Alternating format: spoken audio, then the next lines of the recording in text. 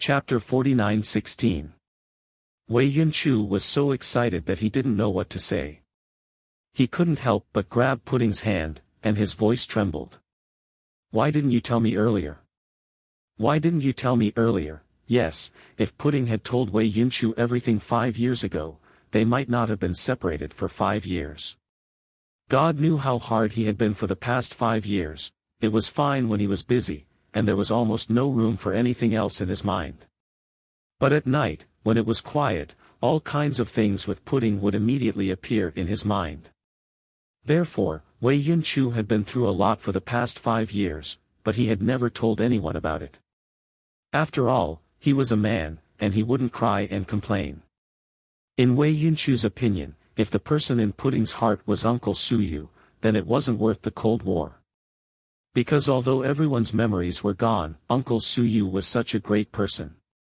In order to save the woman he liked, in order to save his friend, she was willing to stay in the nightmare, alone and without anyone to depend on, and in order to give his grandson a chance to live and not be in a vegetative state forever, Grandpa Su made an even greater decision. Who in the Su family would be jealous of their love life? Not to mention Pudding. After Wei Yunchu heard this, he suddenly felt that a person like Uncle Suyu should be remembered forever. He thought about how he and his father were best friends, but now, because he didn't want his father to suffer, he erased his memory. At that moment, Wei Yunchu realized how insignificant he was. He was still calculative about the emotional entanglements between men and women, but Uncle Suyu was willing to sacrifice everything for the woman he loved. "Yunchu, Pudding still wanted to explain. "You don't have to say anything, Pudding. No matter what kind of feelings you have for Uncle Suyu, whether it's because you rely on your elders, or because you can't let go of him after he left, or whether you really like him, I don't mind. A person like Uncle Suyu deserves to be remembered in our hearts forever." To be honest, Pudding didn't expect Wei Yunchu to be such an open-minded person. Before she could explain anything, he had already given her the answer. It was obvious that Wei Yunchu didn't mind Pudding having Suyu in her heart. Because that person was Suyu, he had no objections at all. Wei Yunchu took Pudding's hands and placed them on his chest. He said slowly, "Pudding, from now on, not only will Uncle Suyu be in your heart, but I will also remember him forever with you. I will remember everything he did for all of us." Pudding's eyes reddened. At that moment, she felt like the world had brightened up. If she had told Wei Yunchu about this matter back then, perhaps there wouldn't have been a separation and 5 years of conflict. Pudding suddenly felt that she was so stupid and looked down on Yunchu. "Yunchu, I'm sorry." "Thank you." Pudding's voice was also choked with sobs. The two of them looked at each other. Even if there were thousands of words to say, it could not compare to the deep feelings in their eyes at this moment. Cut. "Alright, the two actors, please take a break." Qin Guogua appeared at the crucial moment. And it wasn't just him. Behind him stood Little Bean, Gao Buiyuan, Tang Tianzhao, Qiao Tuanchuan, Qiao Yuanyuan, Qin Chu, Hua Min, Wei Liao, Jiang Xiaowei, and all the other elders. Everyone came and stood behind Qin Guogua. The two of them turned their heads to look and were extremely embarrassed. "Are you guys going to kiss at this distance? Or are you guys going to fight?" Little Bean suddenly thought of something and asked. Chapter 49:17. Little Bean, don't talk nonsense. Pudding blushed and quickly shook off Wei Yunchu's hand. "Yunchu, why didn't you tell me that you were back? Are we good friends?" Gao Buiyuan was furious. Wei Yunchu slowly stood up. "I just wanted to give you all a surprise." "No, you just wanted to give my sister a surprise." Little Bean exposed him. Ahem. Wei Yunchu coughed lightly. "So, you got your wife back?"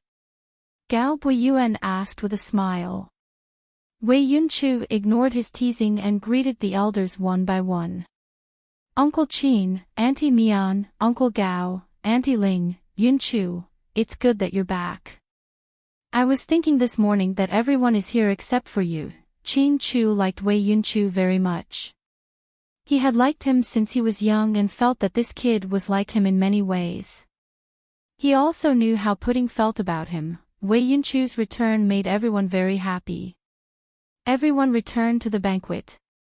Wei Yunchu didn't mention anything about Suyu. He planned to keep Pudding's secret for the rest of her life. Pudding cried for a long time, and her eyes were a little red and swollen. She ran into the washroom upstairs to wash her face. When she went downstairs, she saw Liao Mukin standing downstairs. There was no one in the hall downstairs at this moment. Why, are you here? Pudding was a little surprised. Boss, you look so beautiful in traditional Chinese clothing today. I can guarantee that if you enter the entertainment industry and act in movies, you won't be a slut anymore. Liao Mukin smiled, but Pudding vaguely felt that he was a little different than usual. As for what was different, she couldn't tell. Thank you. Pudding lowered her head and smiled at Liao Mukin's praise. Boss. I kind of want to fall in love. This sentence surprised Pudding. Then, she became even more silent. She was really afraid that Liao Mukin would confess to her. After all, rejection was very hurtful. Liao Mukin. Boss, what do you think of the girl from Jiahe film, Liang Huan? When he asked this question, Pudding was really stunned. Liang Huan is pretty good. She's good at acting and usually keeps a low profile. Yeah, I think she's pretty good too, so I want to be a contract couple with her. Contract couple? Pudding was surprised. Having a contract couple in the entertainment industry wasn't really a big deal.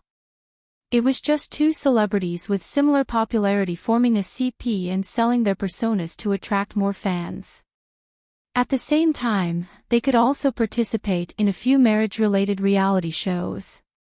Occasionally, they could show off their love and make a lot of money.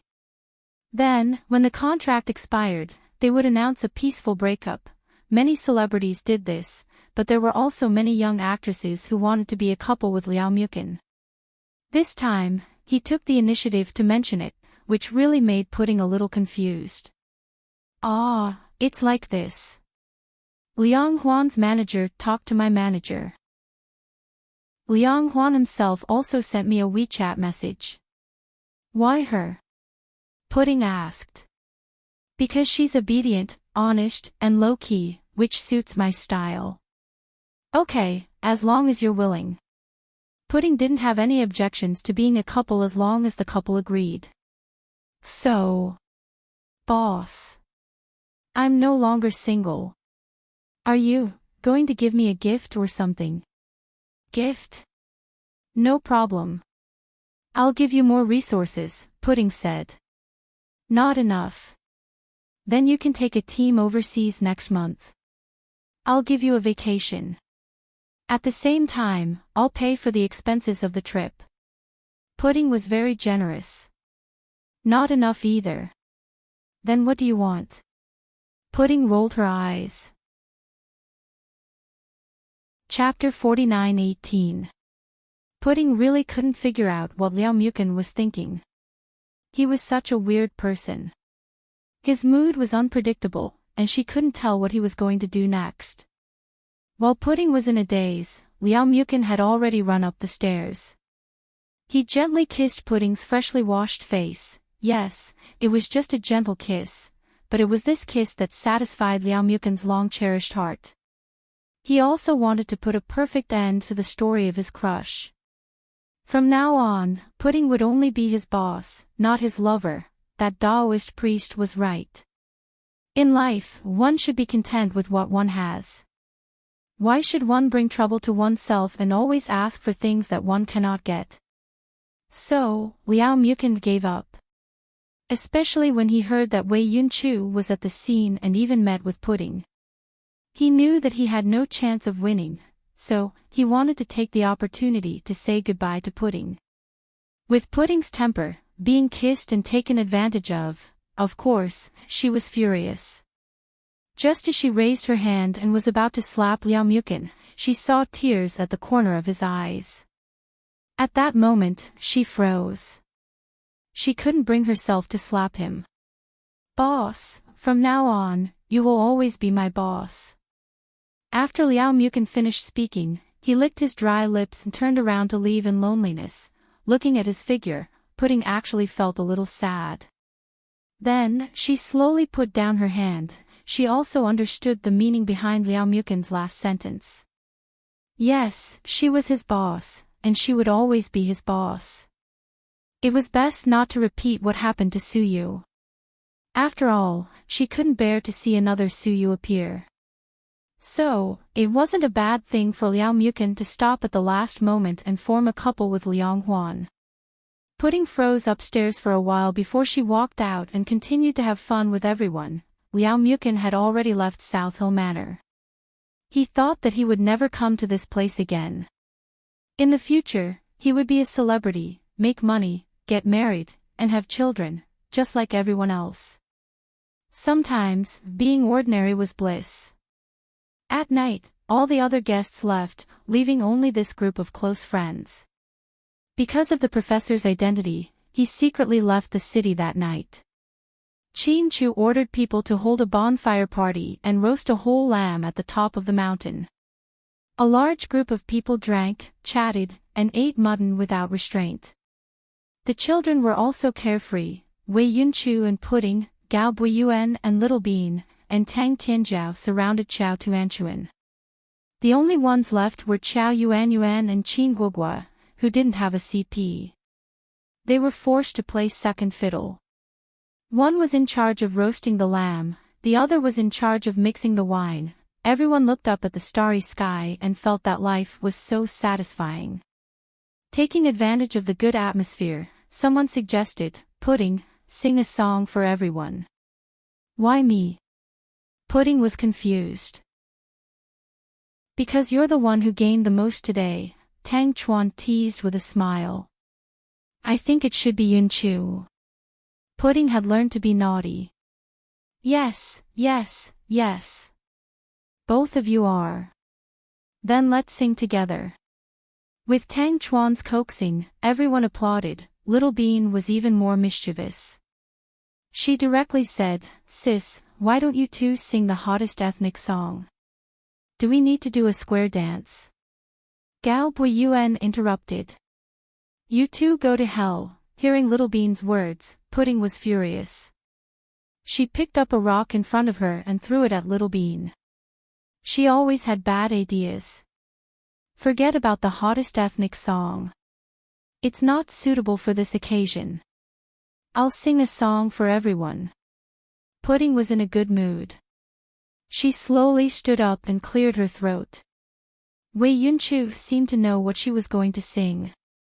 He took out his phone and said, "I'll play the accompaniment for you." Chapter 49:19. Pudding's melodious voice spread from the top of the mountain, the flaw of falling in love with an angel, in a devil's language. God is in the clouds, only blinking. In the end, he frowned and nodded. Falling in love with a serious pastime, in the time it takes for a flower to bloom. You're beside me, only meeting face to face. On a sunny day in May, lightning flashes. In this lifetime, we meet on a narrow path, we can't be spared.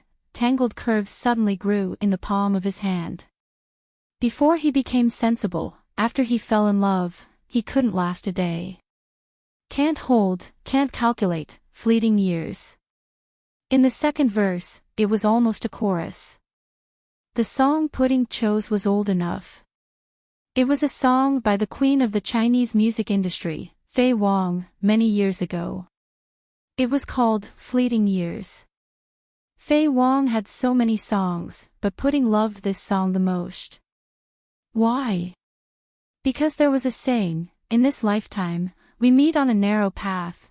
Therefore, she believed that her reunion with Wei Yunchu 5 years later was also fate, and it was also in this lifetime. This song seemed to resonate with everyone. Huamin passed out in Qin Chu's arms. Although it was out of tune, it still sang happily. This was destined to be a grand party. Perhaps many years later, everyone would remember that night many years ago. At the top of South Hill Manor, a group of people looked at the starry sky and talked about the future. They enjoyed the peace and gentleness of time. Everyone was satisfied. This was the best ending. That night, Pudding, who had not dreamed for a long time, had a dream. She dreamed that she walked to a mountain full of blooming gardenia. There, she saw a scene. Suyu was wearing a white Versace short-sleeved shirt and casual pants. He was smiling brightly in the gardenia bush. Beside him was his mother, Huamin, and a little girl she didn't know. Suyu kept calling her name, silently, silently. Pudding had always heard from Fifth Grandpa that handsome Su didn't die. He just went to a world that was very similar to this world. There, handsome Su had everything and was with the woman he loved the most. At first, she thought that Fifth Grandpa had made up a lie to comfort her. Until that night, she had this strange dream. When she saw the happy smile on Suyu's face, she realized that he was indeed living a happy life. Then, the decision he made many years ago was right. Just as she was about to wake up, Pudding vaguely saw Suyu turn around. He smiled so gently at her. At that moment, her heart melted. Handsome Su, you have to be happy forever. No matter if we'll meet again or not, you have to be happy forever. We'll never forget you. We'll always remember you. When Pudding woke up from her dream, she touched her chest and burst into tears. Epilogue: in each of our lives, there will always be some people who pass by us.